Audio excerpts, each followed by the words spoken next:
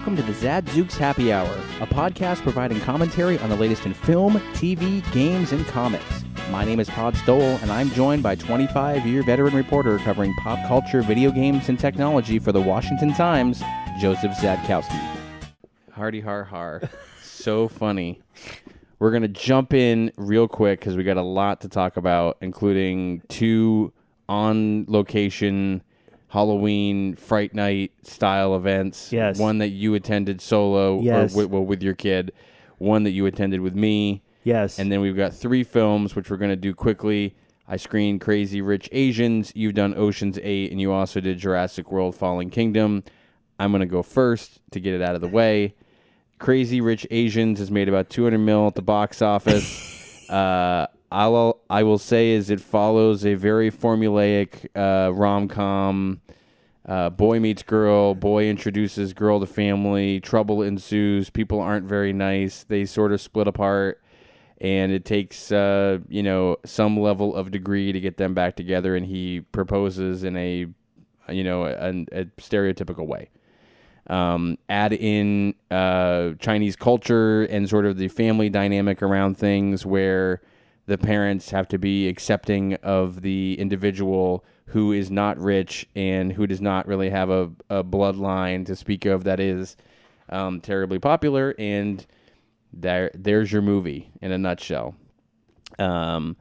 Shot beautifully, great location.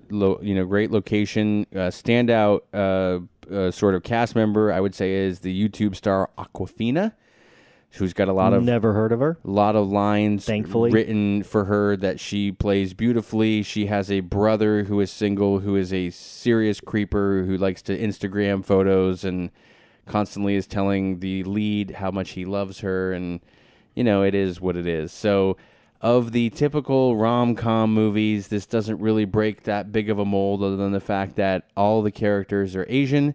What is a little jarring is that there's some of the cast members have a British accent because they grew up in London or went to boarding schools in London. The lead actress has an American accent, but the family has more of a speaking English but as a second language accent. So I felt a little thrown there. There were definitely Asian members in the audience who got some of the jokes that you wouldn't normally get if you weren't and didn't really understand the culture or the cultural significance of some of the things that were going on. But it was a movie you could still follow. It didn't break the mold anywhere, so it's like a B minus for me. Certainly it was a good movie. It just... So a fun thing to do on a rainy Sunday. Exactly. It just didn't do anything new that the mold and the templated formula of a rom-com would do. So that's criticism. Very succinct. Thanks, man. Good. I feel like I've practiced that one. Yeah. So what do you got? You got Ocean's 8 with Sandra Bullock, Kate it's like Blanchett. You've seen the movie. It's an all-female, essentially all-female cast.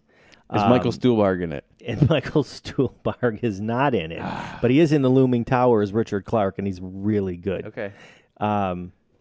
Anyway, Sandra plays Debbie Ocean. So let me ask you a question.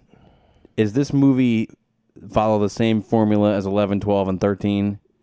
If you mean they organize a heist, they execute the heist, there's always some clever twist. Yeah, there's some sort of sleight of hand.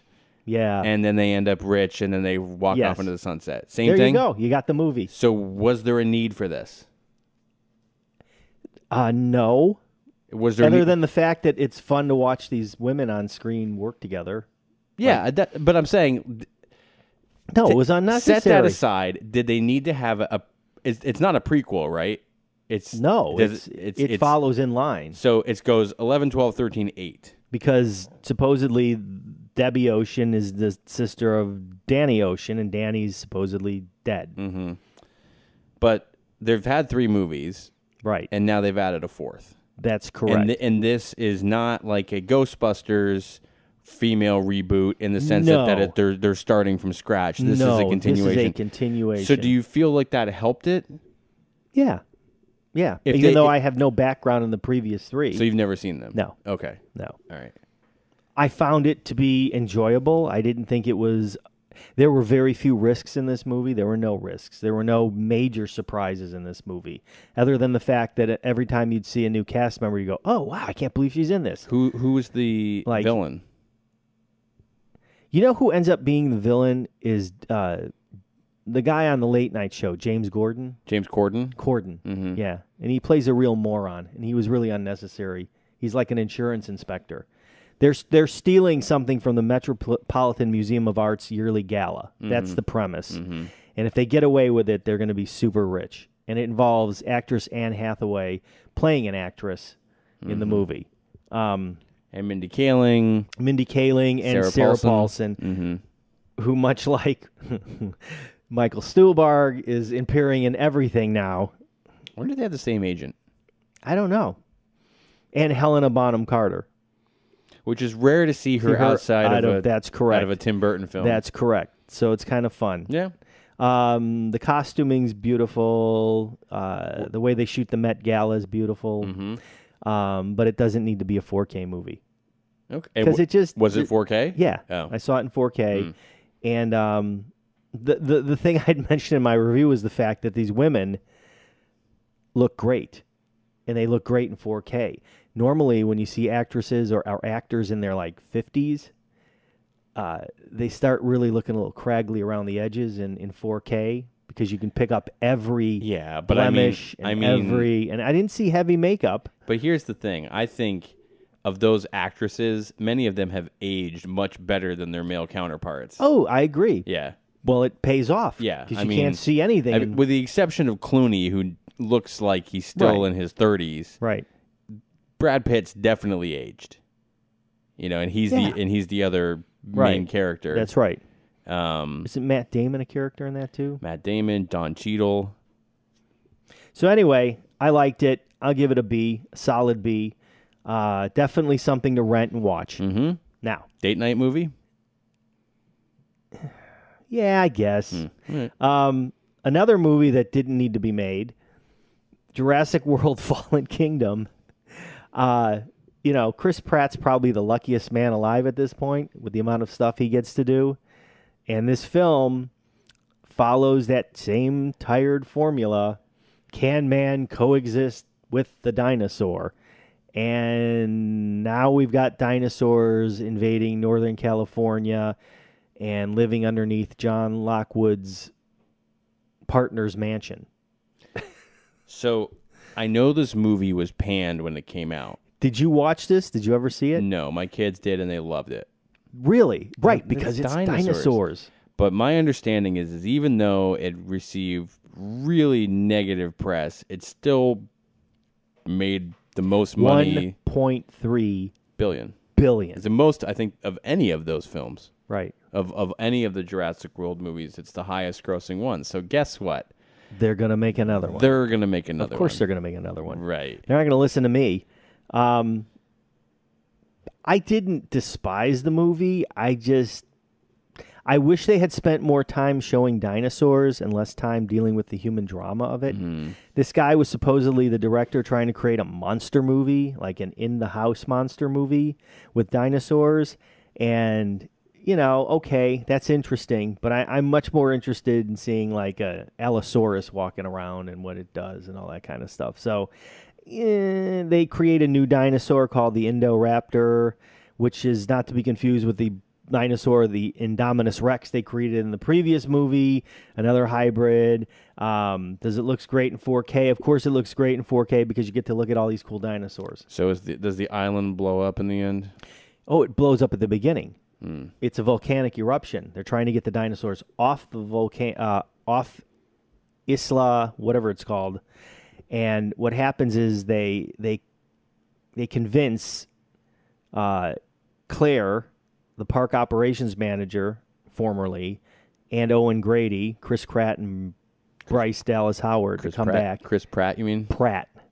Did I say crap? Mm-hmm. Chris Pratt could eat no fat. To get the dinosaurs off the island. And, of course, things go horribly wrong. Of course. Anyway, I can't complain. I really can't criticize because the film made $1.3 billion. You know, if you want to doing get something right, I'm gonna shut this franchise down once and for all. I have the solution. If things go awry, trank guns. Done. they tried that. That's not strong enough. No, not for stop the Indoraptor. Just give them food that's laced with sleeping pills. Yeah, yeah. And there was a hunter. There's always a hunter in these movies. And Jeff Goldblum's in this one. And Jeff Goldblum shows up for a few minutes to talk about nothing. Hey man, after Ragnarok, he's just he's he just can hanging do anything out. He wants. He's hanging out. He's having a good time. The extras, there's like 12 short segment featurettes. They're all right. The best part of these features is there's also like a 12-minute long worth of vignettes about Mr. Pratt interviewing some of the creative people on the set. It's kind of funny because Chris Pratt is funny. Mm-hmm. That's where he really is interesting to me. So anyway, B minus, maybe a C plus. Sounds about right. But, you know, once again, who cares what I think? The movie made $1.3 billion. So. Yeah. Well. And I, didn't hate watching it. It's dinosaurs. Kids want to go see it. Dinosaurs. Yeah. You can't beat dinosaurs. Parents might have hated it. Kids are probably just in love with it. So there we are. All right. Break time. So we're going to take a break. Then we're going to come back, and then we're going to sort of cut into these different interviews that we've conducted, and then wrap it up. Okay.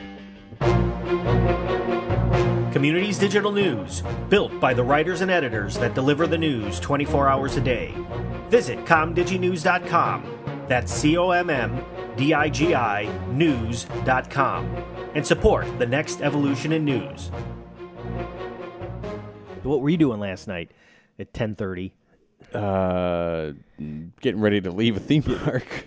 Listening to loud drums. Yeah, which were... You heard my criticism. My criticism was you can't play the drums and then have a backing track with the drums and other like sounds to go along with it. If you're going to play like Blue Man Group and you're going to bounce around on PVC and trash bins, play it. Play it. No, there's no backing track needed there. It was fun. It's fine. So we were at King's Dominion's annual Halloween haunt. And it's got roughly this year, how many mazes? It's 7 mazes, and then there were 5 scare zones. Scare zones, and like 3 type shows. Yeah, three type shows, and then just a random sort of sprinkling of characters roaming around the park, even not in the scare zones. Right. So the scare zones are of all different varieties. There was one when you first came in that it was sort of this guy kind of skating around behind you or people jumping out at you. Didn't really necessarily have a theme. That's all the scare zones. Yeah, but this one didn't really have a theme. Well, kinda. It was like ghouls. They were cemetery headstones. Right. So that was kind of the theme. The one I didn't stomach very well was going through the strobe. That was a vampire haunt, yeah, I believe. And strobes, I don't think do it for me. They make it's covered, and you kind of got to walk into it, and then you're hit with it. Yeah, it looks great. Yeah, but it's a lot. There's a lot of I mean, if you're working in there, you have got a massive headache by the end. There's a clown midway, which I thought was really nicely done. Yep. That's very cool. They do that one every year. They had a steampunk one, which was we caught right toward the end. Luckily, I saw it. It was really nice. They had a giant creature in there walking around. It was very easy and smooth to glide in and out and sort of come behind people and scare them. There was one that was right in front of. It was called the Yard. It was right in front of the lockdown area, and it was a little thin for me. There wasn't much going on. There were a couple of towers. There were a couple of towers and a couple of zombie guards, and they were just kind of banging on things. Yeah, but nothing really. Right.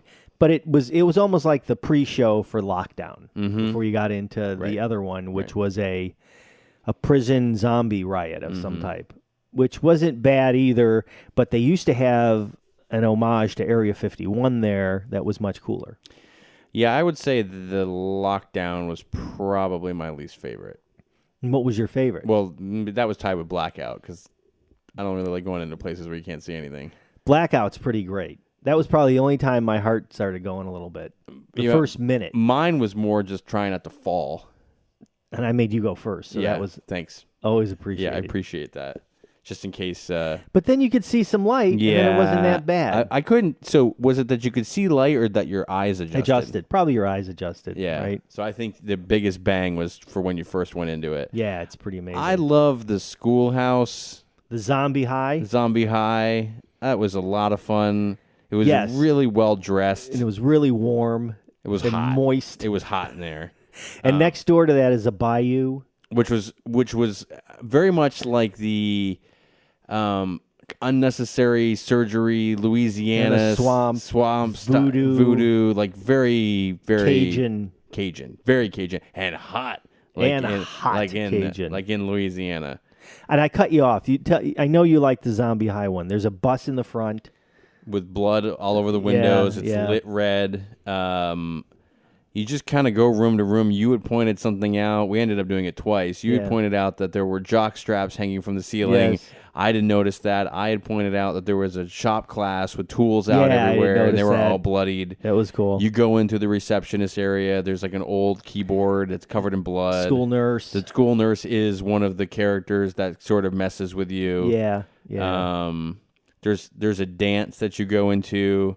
Prom dance. And one of them jumps out at you. A lot of them hide behind the lockers and do a pretty good job. That was pretty great. Jumping out at people, but it is hot. It was hot in there. You could definitely tell these people were dying. They were earning their money. Right.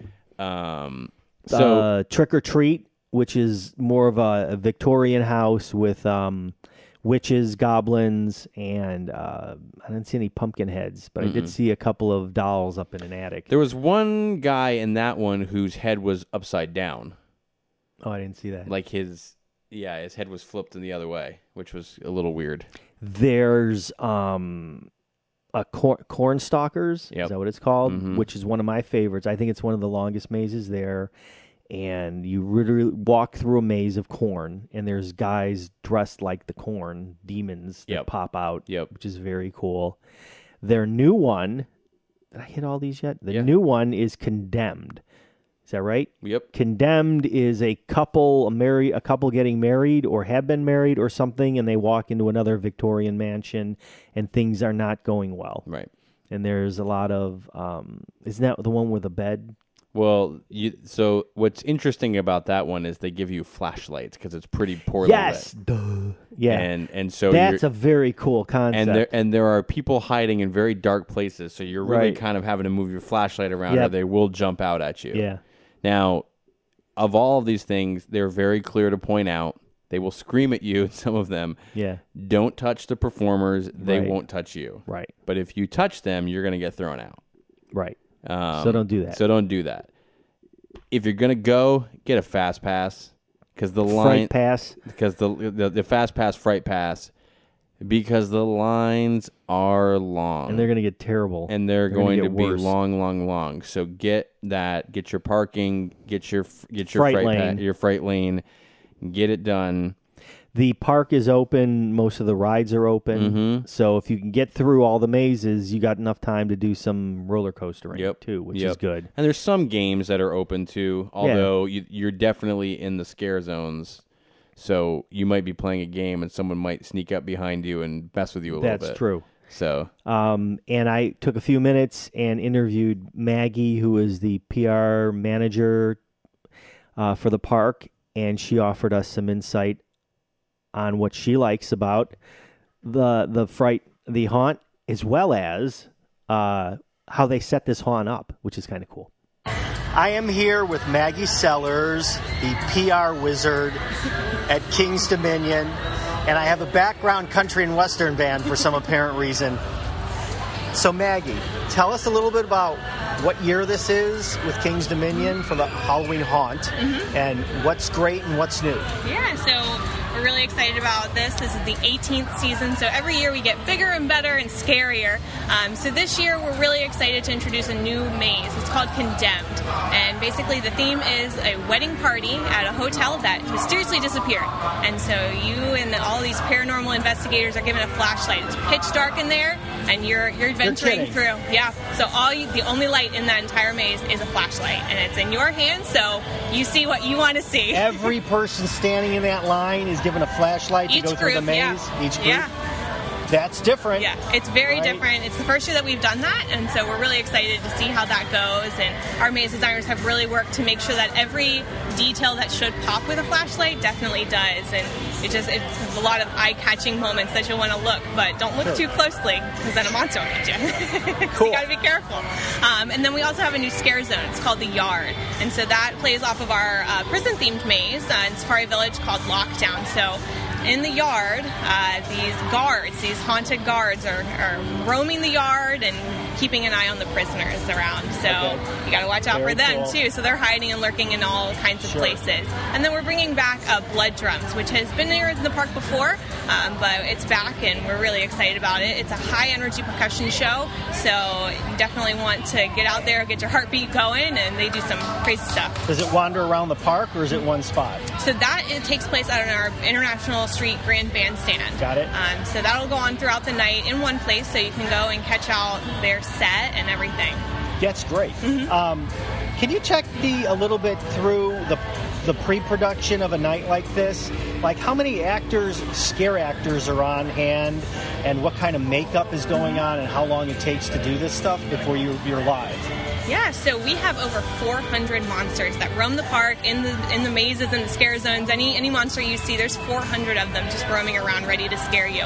We have about 15 makeup designers, and each designer goes through and does all 400 from about 3 or 4 o'clock in the afternoon until 7 when they are cast out into the park. And so each monster gets about 15 minutes, but that 15 minutes is enough time for our makeup designers to just completely take them to the next level. I mean, they do all kinds of things. It's not just your average airspray. Sure. Yeah. There's prosthetics, there's masks, there's all kinds of things. And they just, each year and every weekend even, the designs get even crazier. So you get to see them all. That's what the real bummer is when it's nighttime. You can't appreciate the work that these makeup artists do sometimes. It is amazing to just watch the transformation. So we definitely want to share that with people, especially on our social media. So definitely check that out, because we'll do time lapses and share just the whole process. Right. Because it's a really cool thing to watch them go from just a regular human being to this terrifying monster. What scares you? When I first started, everything about Haunt scared me. I'm terrified of snakes, so I don't do anything. So you're out of the bayou? Yeah, in the bayou, and our Cornstalker's Mage. Yep. You can't get me to go in that. Okay. But a lot of the monsters are just, I more appreciate their passion, really. Sure. I've grown to kind of, I've gotten used to it, I guess. They're my friends now. I like to buddy up with them, so they don't scare me as much, but I love watching them get everybody else. How aggressive could these monsters be? Our monsters are really good. So, we do offer something called a Nobu. So if you are here during the night and you just want to come and enjoy the rides, if you're wearing this light-up necklace, it reduces your risk of being scared. Okay. They'll be more aware of that. However, you got to watch out. These monsters take their jobs very seriously. Okay. So if you come here, expect to get scared. You won't get grabbed or poked, will you? No, we don't touch. Okay. So you won't get grabbed or anything like that. But once 7 o'clock hits, everybody in the park's fair game. Cool. Thanks for your time. Yeah. I really appreciate it. And I'm looking forward to being terrified. Yes, it's going to be a good night. Thanks. All right, so thanks to Maggie Sellers for that, and to King's Dominion for having us. That was a lot of fun. They had it nice, and they even had food for us. What's the price? So like $79 on a Friday or Sunday, you're all set. Yeah. Parking, admission, fright lane, and a single meal. Yeah. So each person, it's going to cost about $80. And they had a little bit of food for us there. Yeah. It was really tasty. Hats off to the chef. We didn't get her name. We did talk to her for a while. It was really cool. She obviously knows what she's doing. Oh, it was great food. So again, thanks to King's Dominion for that. It was a lot of fun. Now, you also traveled last weekend to Lancaster, Pennsylvania. For the Field of Screams Pennsylvania annual. Where they do touch you. And they get right in your face. It's a totally different experience. Mm-hmm. It is. You'll hear in the interview with Jim Schaff, the co-owner of Vix. But I just want to bring up that they got about 300 creatures walking around Really nice makeup, just as King's Dominion does. I think King's Dominion has 400 that she had said. But they were very grabby this year. If you get on the hayride and you get into this pig slaughterhouse, they're in your face, like really in your face. They will jump on the cart, on the tractor cart area, and just dive into you. There was one just snout to nose with one of the visitors there. So it was really, and do not show fear. The moment you show fear, they swarm. So don't do that unless you really want to enjoy getting a bunch of sweaty ghouls jumping all over you. It's a great time. They've got 2 haunted houses there. One's in an actual 200-year-old barn, 160-year-old barn. One's an asylum. One's more of a den of darkness. They have the haunted hayride, and they have the Nocturnal Wasteland, which is like 3/4 of a mile. It's a walk. It's a trail. So here's what's great about it. It's like 4 events. It's $35 to get through all 4. And it's if you add $10, you can skip the lines. No. So for $45 per person, you really will have a good time. I promise. Cool. And here's Jim to tell you a little bit more why. Hi, I am here with Jim Yeoh, Field of Screams, Pennsylvania. What year are we on? This is year 26 for Field of Screams. Yes. Wow. So we've been in this game for a long time, and we've not lost our passion to scare people. We are full bore, and we're loving it. So I always ask this every year, what's new? What's new? Well, you got to come and find out. Okay, give me a taste. Okay, I'll give you a little sample. So our year never ends. This is our full-time jobs, us and all our employees. So it's we don't have day jobs. This is our day job. This is what we do. So we continually just make changes all year. There's new elements to all 4 of our attractions. There's new rooms. There's new parlor room. So a crowd favorite I've been hearing about is the Nocturnal Wasteland, the swamp that we put in. Yeah. The laser swamp. So that's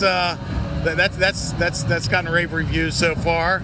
Another huge thing that we've added this year, totally different than anything we've ever done, are the escape rooms. Okay. The escape games. What's that about? So these hour-long escape rooms have been popping up and have been popular, where you go in with a group and spend an hour trying to escape the room. And we've been kind of thinking about this, and it's a neat concept, and thought, we should add an element like that to Field of Screams that people could do while they're, in between the attractions. They get done with one attraction and they need to depress a little bit or just kind of wind down and, relax from getting scared to death. So we put in escape rooms, but they're 5-minute versions. So they're made for small groups of 2 to 6. And it's one room you enter, and there are clues, puzzles to solve, and they're really well done. It's really cool. You have 5 minutes to escape, and if you escape in 5 minutes, you succeed, and if you don't, you lose, and you have to try it again. Yeah, you can't leave. You get your head chopped off. You die. There's 3 different rooms. There's 3 unique themes. One's lockdown, one is captured, and one's the heist. Okay. So there's a different motive in each room based on the theme of that room. So they're cool. And I've never asked this before. You guys have to set this up, I guess, Friday, Saturdays, and Sundays when it gets deeper into Halloween time. How many makeup artists do you have, and how many scare actors, and what's that process a little bit like before you guys are prepping? That's a really the effects department. They meet all year and work on our looks and work on their skills, and that's all in. There are about 40 of them that make up that team, from costuming to mask to makeup artists, and the scare actors. We hold a picnic every year at the end of August for any new recruits or veteran actors, and we always have over 300 show up to that picnic. So the pool is almost about 350 actors that we draw from. Any given night, there's 150 to 200 staff members here that put on the production. Wow. And it's really a month process from August till opening day, where we meet, we have our picnic, we have a scare school that everyone attends, we do actor training, we train in specific rooms, how to scare, how to retreat, skit lines, costume care, how to handle emergency situations, disorderly customers, medical emergency, all these things. So there's a lot that goes into it to be an actor, to learn how to scare properly and how to handle any kind of a situation. I mean, there's all kinds of situations that come up. So. What's the prep time when you guys open in the evening? What time do the actors show up? What times the makeup get put on? So we start about 4 hours ahead of showtime is when things start to roll. Yeah. We've gotten pretty good and pretty efficient. Everyone has a certain role as far as opening. So, we could do it in 2 hours if we really needed to. Yeah. But to do it comfortably and to the best of our abilities, 4 hours is a good time. So tonight we opened at 6 o'clock. At 2 o'clock, things were starting to churn, and we were starting to get ready. By 3 o'clock, by 3 hours out of showtime, we're rolling pretty good. And by 4 o'clock, 2 hours away from showtime, it's full bore and full steam. Yeah. So last question is, could you just remind listeners what they're coming to? What are the 4 attractions in a nutshell? So Field of Screams, we are set up on a farm in Lancaster, PA, and it's a permanent location, meaning that we never tear down any of the attractions and set them up. We're not open permanently year-round, but it's a permanently installed attraction. So you're coming to an open area, a farm in Lancaster County. We get a lot of comments about our entertainment area. There's a full, no rides, but a full midway of food and entertainment and games and a band and a stage and a scream shop, novelty shop, the escape rooms. And then there's 4 haunted attractions. So if you purchase a Scream Pass, which most people purchase the full event Scream Pass, we have 4 attractions. We have the Haunted Hayride, we have the Den of Darkness, which is a haunted house. It's in one of our barns, so it's like a haunted mansion style. Then we have the Frightmare Asylum, which is in another one of our barns, and that's like the medical theme, doctors, nurses. And then we have the Nocturnal Wasteland, which is a wooded, you walk, trail, wicked woods. How long of a trail is that, do you think? Well, the walk is probably about 3/4 of a mile. And and those barns, how old are they? The barn, the Den of Darkness, is about that was built in the 1840s, I believe. So it's what's that? 160 years old. It's that's the best part. For me. It is unique. It's unique because the barn is not. It's not a pole barn. It's not in the mall in a vacant store that went out of business. It's a unique barn. So it's up and down stairs. It has neat little nooks and crannies that you just can't replicate. Right. You can't find that in a haunt that pops up seasonally. It's so. Yeah. So when you're coming to Field of Screams, you're coming for a night of entertainment, and there's the 4 unique attractions. What scares you? Well, that's a common question I get, Yeah. and what really scares me is when it rains on Saturday in October, because that's just it puts a damper on my mood. But It's been a rainy season, hasn't it? it's been a rainy season, but the season's just started, so hopefully the weather turns around, and we're always on a positive outlook for that. But things that actually scare me. Actually, I don't like snakes, to be honest with you. Dogs, I don't really like Okay. big mean dogs, and a good old fashioned startle scare. That gets anybody. So How about people asking you to take their photo all the time? Does that scare you? That would scare me. That just annoys me. It's like I'm the concierge here or something. But I try to please them all, please all the customers. So that's my goal. Thanks for your time, and I hope you have a really good season. Those guys are so interesting. I mean, the amount of effort that they put into the makeup and the people who do it. I mean, looking at the makeup at King's Dominion up close was really impressively done. These guys were hot, they were sweaty, but the makeup wasn't running. We ran into a guy on the way out who did the perfect. I mean, I think it was Wizard of Oz. Monkey. Yeah, it was like a Planet of the Apes face. Planet of the Apes like slash and it flying had wings, monkey. So it was a flying monkey from Wizard of Oz. And we're gonna post a photo of that online because that was gorgeous. That was, I mean, gorgeous. It was right as we left. So of course there's trash cans right there and everything, but it's just so good. Yeah. I mean, it's a great costume. So King's Dominion, we covered about 4 miles, start to finish. Oh, I think we were better than that. Maybe I know we were tracking it. It was like 12,000 steps. So for Field of Screams, I was definitely over 8,000 steps. So it was more like 3.5 miles. Mm-hmm. And here we are, 4.5 miles. Yeah. Yep. So yeah, I mean, and some of that is just wanting to roam around, and we did a couple of the attractions twice. Yeah. But I don't know how. One of them actually there was no line for like 5 minutes. Oh, so we were able to get in there. The Zombie High. The Zombie High one. There was nobody there. I thought so that was you never know. Oh, it was so good. So next week we're gonna go to yet another one of these things. Six Flags. We'll be at Six Fright Flags Fest. America. Fright Fest. I think we're going to get some behind-the-scenes stuff, too, this time. We're going to see how they make one of these mazes, but we'll find out. Yeah, so I'm excited for that. Very Halloween-y.